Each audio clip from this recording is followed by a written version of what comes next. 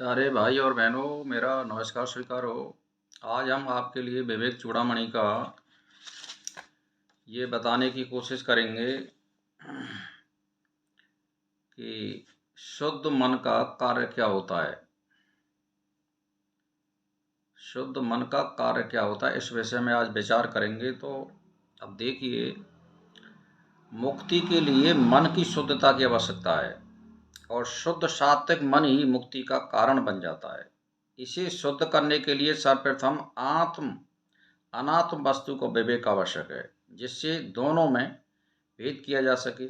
इसके बाद अनात्म वस्तु विषय के प्रति वैराग अर्थात आसक्ति का त्याग कर देना चाहिए, जिससे आत्म वस्तु को प्राप्त किया जा सके। इन दोनों के दृढ़ हुए बिना ज्ञान की प्राप्ति नहीं हो सकती है। बिना ज्ञान के मुक्ति नहीं होती है। मोक्ष प्राप्ति की इच्छा रखने वाले के लिए अनिवार्य है। यानी देखिए क्या नियम है, पहले आपको ये समझना पड़ेगा कि अच्छा क्या है और बुरा क्या है।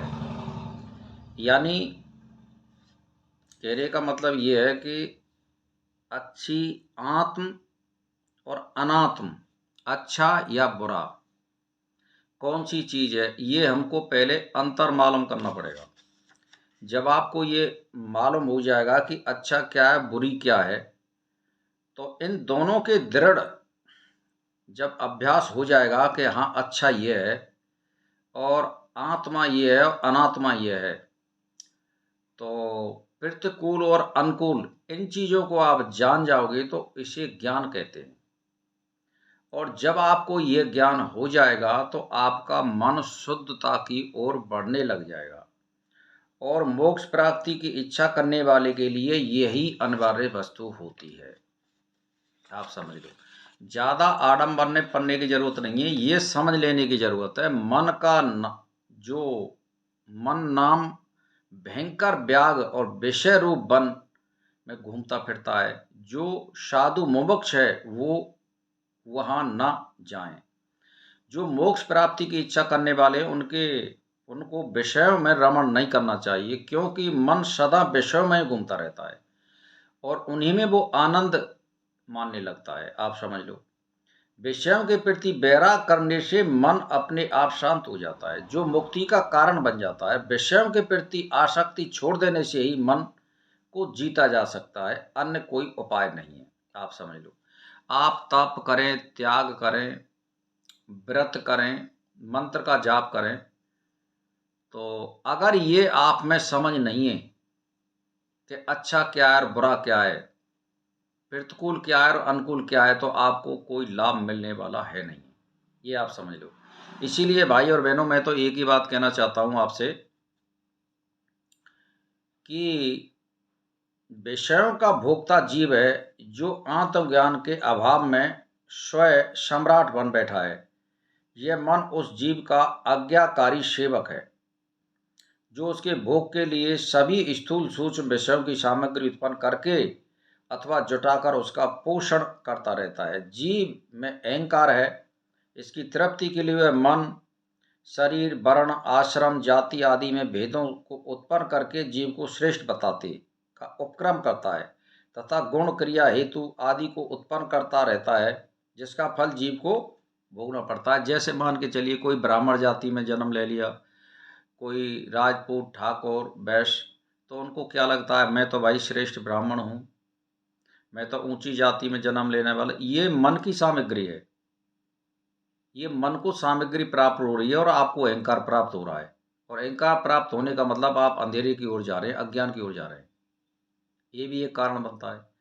तो इसमें आपको ये लेना पड़ेगा, मैं एक मानव हूँ और मैं जाति से ऊपर हूँ और मेरा कर्तव्य क्या है, ये समझ लेनी पड़ेगी आपको पहले।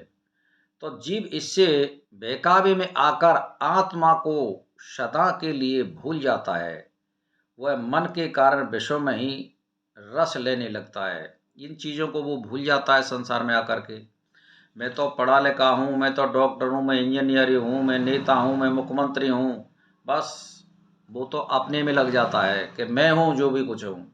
वो भगवान को भूल जाता है। वही अहंकार है और वो अज्ञान की ओर जा रहा है। तो कहने का मतलब ये है, इस असग चिद्रूप आत्मा को मोहित करके तथा इसे देह इंद्रिय प्राण आदि गुणों से बांध कर यह मन ही इसको मैं मेरा भाव से अपने कर्म और उसके फलोपयोग में निरंतर भटकाता रहता है। यानी आप कितने भी तपस्वी हों, अगर आपने अभ्यास छोड़ दिया है और सोच समझ के कार्य नहीं करें तो यूँ समझ लीजिए वो आपको फंसा देगा विषय में मन। इसीलिए बहुत सावधानी की जरूरत है, कदम कदम पे सावधानी की जरूरत है। मैं क्या कर रहा हूँ, क्या कहने जा रहा हूँ, ये सारी चीज़ों को आपको ध्यान देना होगा।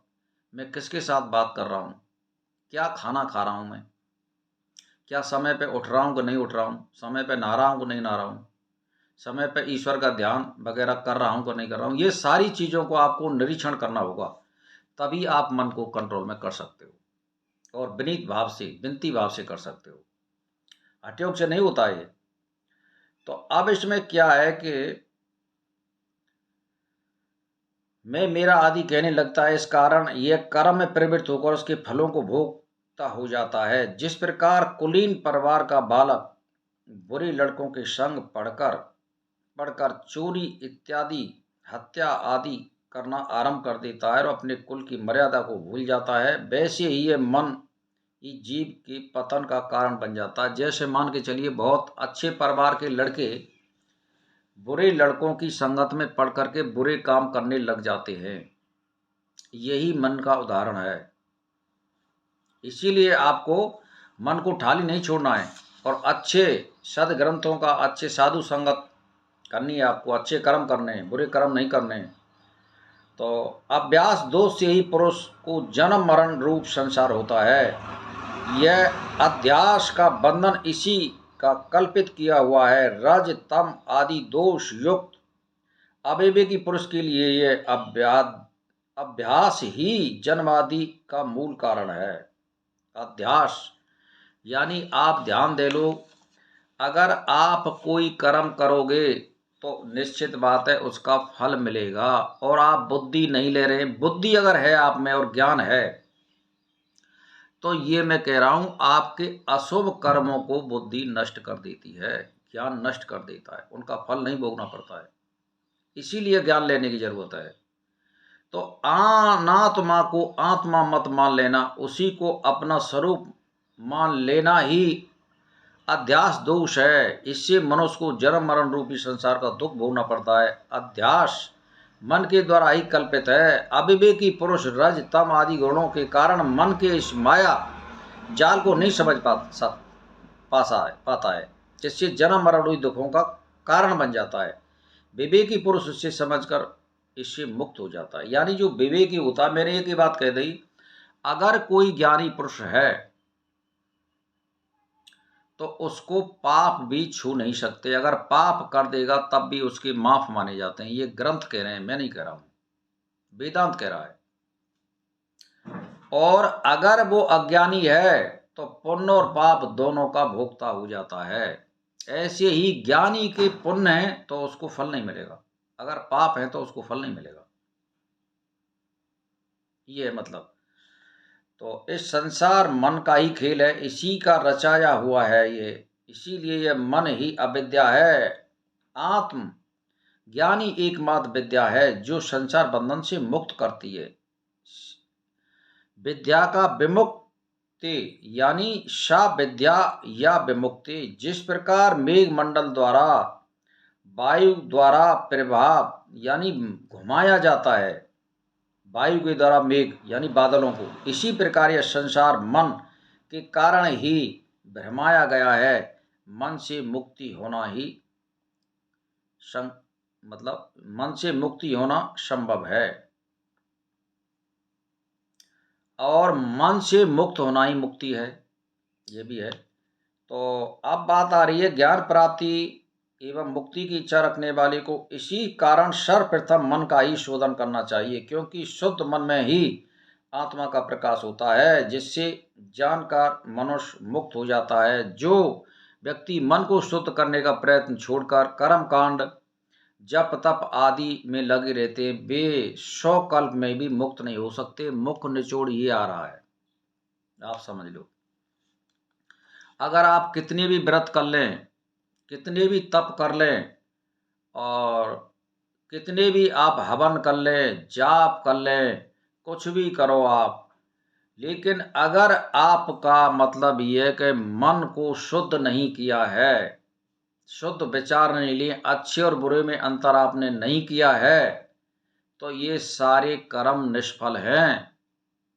इसीलिए भाई और बहनों ये समझ लो, पहले आप अच्छे और बुरे में मतलब समझिए, अंतर समझिए, उसको ज्ञान कहते हैं। बगैर ज्ञान के आपको मुक्ति नहीं हो सकती है। तप त्याग योग से भोग प्राप्त होते हैं, धन दौलत प्राप्त होती है, लेकिन मुक्ति प्राप्त नहीं होगी आपको। अगर आप नंगी तलवारों की धार पर नाचें तब भी मुक्ति संभव नहीं है। और आप व्रत करें और इंद्रियों को वश में नहीं करें तो कोई फल नहीं मिलेगा। और अगर आप इंद्रियों को वश में कर रहे हैं और कोई कर्म नहीं मिले कर रहे हैं तो सब फल मिलेगा इंद्रियों को वश में करने वाले को, और इंद्रियों को वश में नहीं करने वाले को कुछ नहीं प्राप्त होगा, ईश्वर भी प्राप्त नहीं होगा, मुक्ति भी प्राप्त नहीं होगी। इसीलिए मेरा जो ज़्यादा जोर है वो ये की बात है कि आप ज्ञान प्राप्त करिए, अच्छे और बुरे में अंतर समझिए, बुद्धि को उधर मोड़िए, इसको शुद्ध मन कहते हैं। और शुद्ध मन होने पर, शुद्ध दर्पण होने पर चेहरा साफ दिखाई देगा, उसमें आप जो बीज बोओगे वो निश्चित उगेगा, यानी मुक्ति की ओर आप जा सकते हो। इसीलिए भाई और बहनों, ज्ञानी बनो और मुक्ति की ओर बढ़ो। तो बस मेरा इसी के साथ आज हम आपको प्रणाम करते हैं, फिर कल हम आपको बताएंगे कुछ ना कुछ। नमस्कार।